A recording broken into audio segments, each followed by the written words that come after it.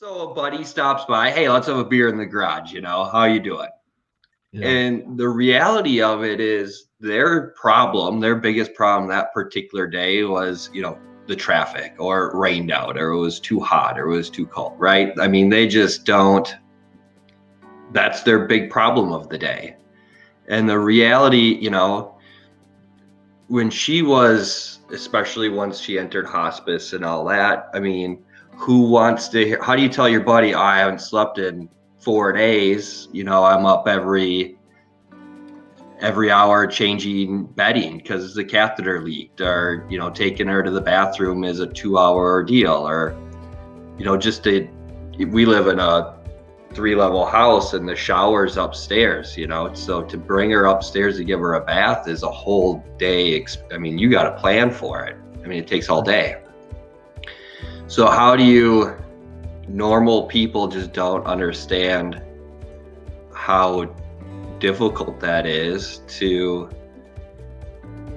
on so many levels, right? The physical exhaustion of being up all the time, going to work, taking care of kids, taking care of the house, on top of the emotional side of it, of being completely helpless and knowing what's happening.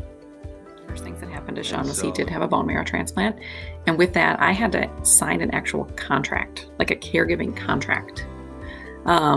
Because bone marrow transplants, I mean, it's one of the most intense medical things that can happen to a person because they bring you like this close to death before they bring you back. And so before you can't have a bone marrow transplant unless a caregiver signs a contract promising that they'll be there.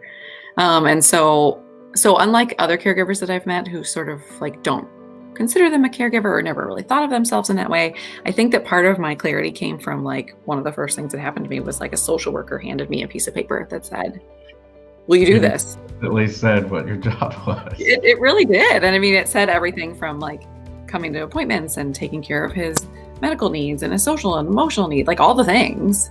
And it said 24/7 for 100 days. Who in your life were you leaning on at this point? Do you have a good friend? Do you have a neighbor? Were you calling a family member? Who was your rock that you could turn to when you needed to, be emotional? I guess I'm the type that I just kind of bottle it up, kind of a thing, and think about her more than myself. So yeah, the same boat, and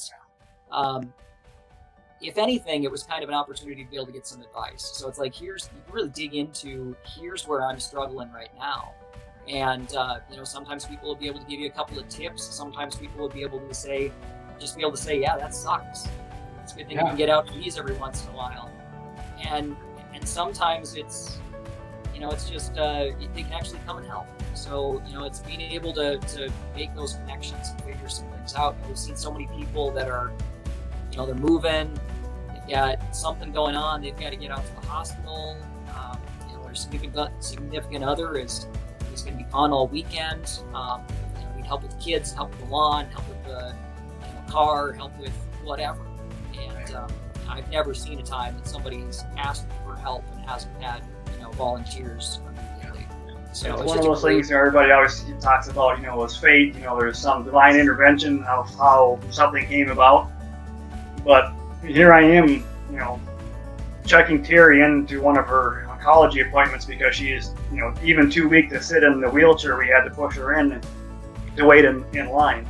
So I'm standing in line to get her checked in, and I just glance over at the table that has all the, pamphlets, brochures for the support groups and information on, going through this cancer journey.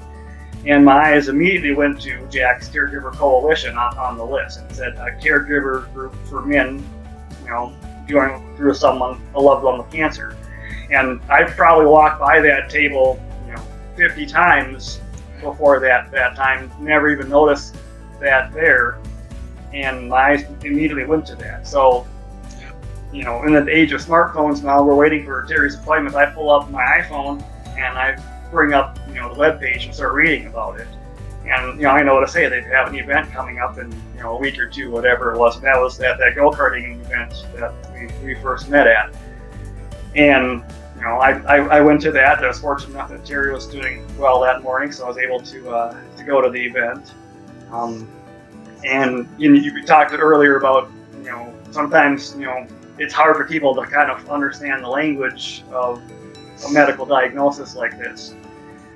Well, I knew that I was in the right group of guys, because I walk in and I hear people talking about their wives, hemoglobin and this and infusion and that treatment and this PET scan. It's like these people are speaking the same language that I'm living in right now.